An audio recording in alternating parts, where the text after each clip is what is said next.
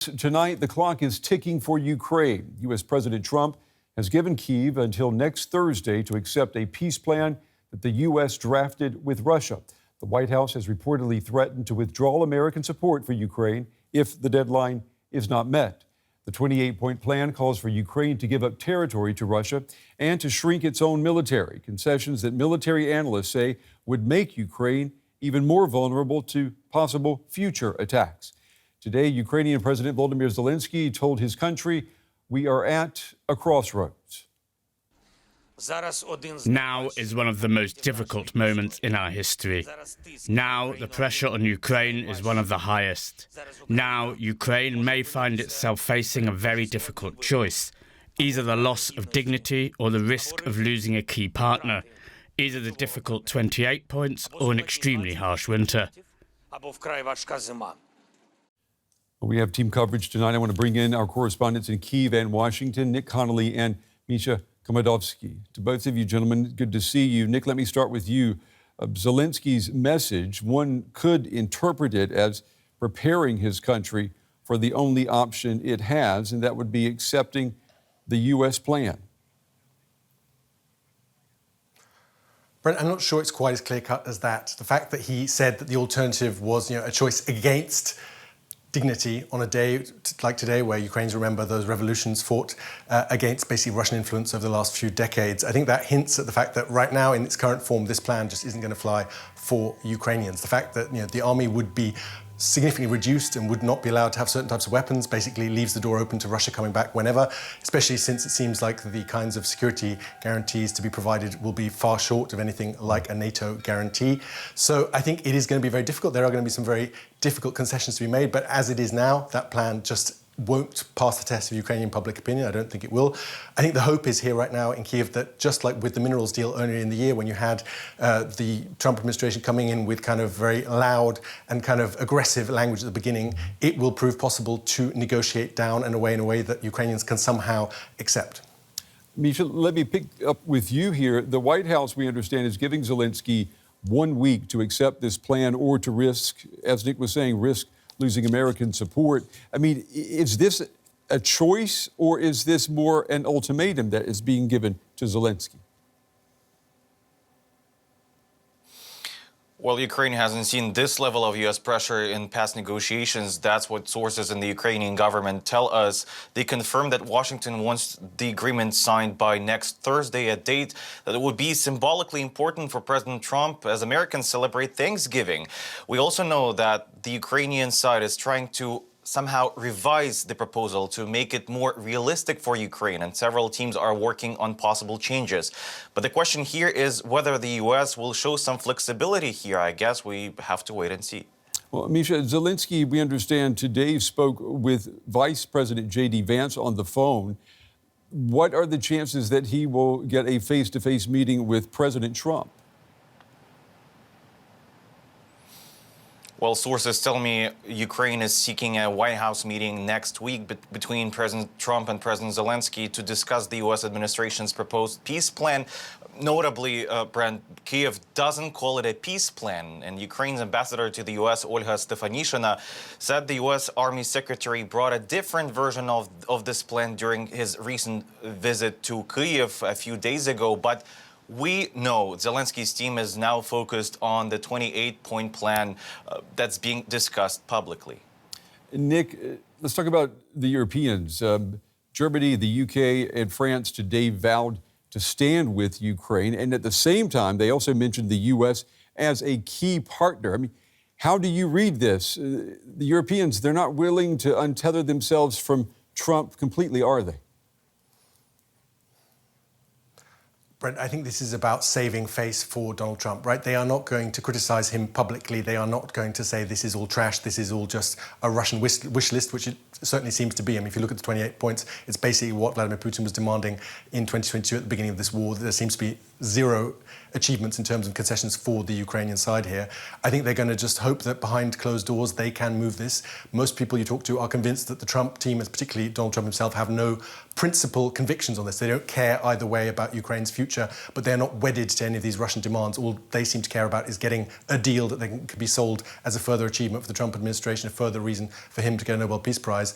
And so given there's not that kind of principled kind of US demand on anything, they hope that behind closed doors they can move this and at best just make sure that Ukraine doesn't get blamed for these negotiations failing. This is all about the blame game and making sure that Zelenskyy is not the one blamed and that basically Russian intransigence becomes more obvious to the American side.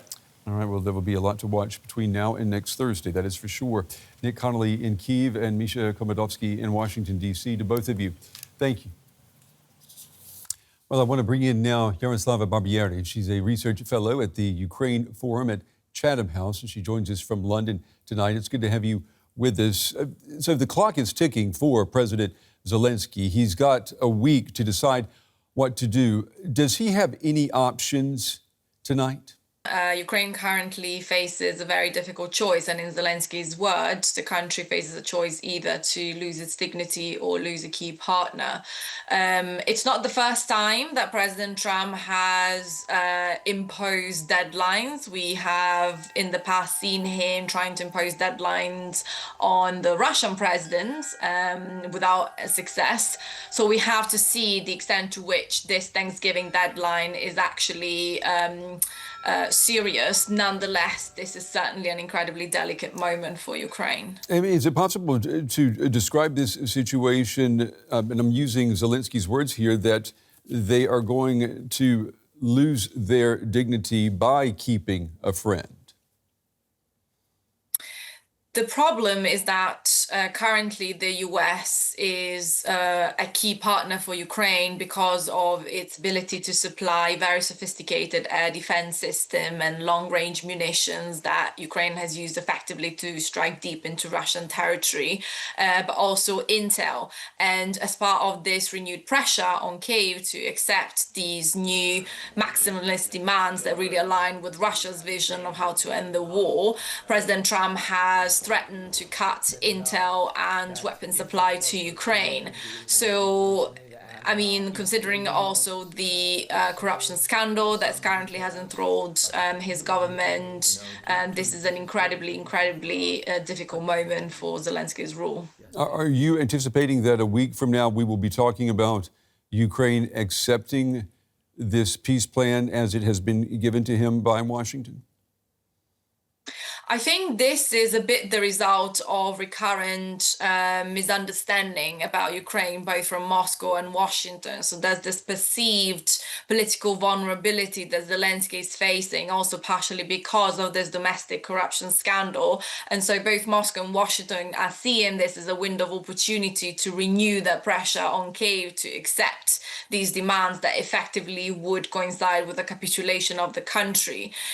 What they misunderstand is that Ukrainian society, just like they've been holding accountable the government for domestic allegation of high-level graft, this will apply even all the more on the terms of a potential peace deal. And it's worth saying that European leaders over the past 24 hours have repeated the mantra that there can be no negotiations about Ukraine, with the clear understanding that the outcome of the war in Ukraine will have direct repercussions for European security as a whole. Well, I mean, apparently there have been negotiations without the Europeans. Apparently there have been at least talks or communications between the Russians and the Americans. What can European leaders at this point, what can they do to ensure that they do have a seat at some table?